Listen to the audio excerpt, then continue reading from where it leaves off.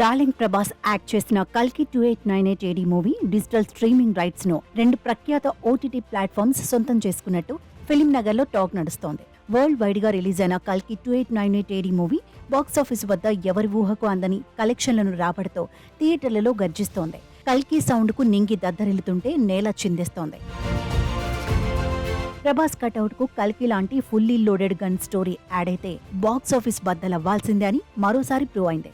ఇప్పటికే 950 కోట్ల గ్రాస్ ను వసూలు చేసిన కల్కి త్వరలో 1000 కోట్ల క్లబ్ లో చేరనుంది. కేవలం 12 రోజుల్లోనే ఈ ఫీట్ సాధించిన ప్రభాస్ ఇదే స్పీడ్ లో థియేటర్లో ఇంకో వారం రోజులు కంటిన్యూ అయితే కల్కి కలెక్షన్ల సునామీకి బాక్సాఫీస్ బెంబేలెత్తాల్సిందే. ఇలా ఓవైపు థియేటర్లలో సరిహద్దులు దాటి కల్కి దండయాత్ర చేస్తుంటే తాజాగా ఈ మూవీ డిజిటల్ స్ట్రీమింగ్ రైట్స్ ఇండస్ట్రీలో హాట్ టాపిక్ గా మారాయి.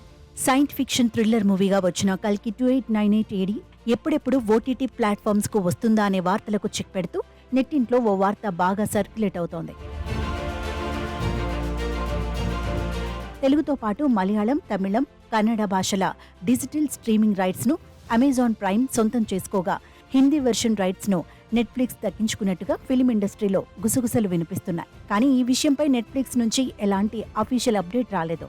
ఇదిలా ఉండగా థియేటర్లో విడుదలైన 7 వారాల తర్వాత కల్కి సినిమాను ఓటీటీలోకి తీసుకురావాలని కల్కి నిర్మాతలు ఓటీటీ సంస్థలతో ముందే డీల్ కుదుర్చుకున్నట్టుగా తెలుస్తోంది.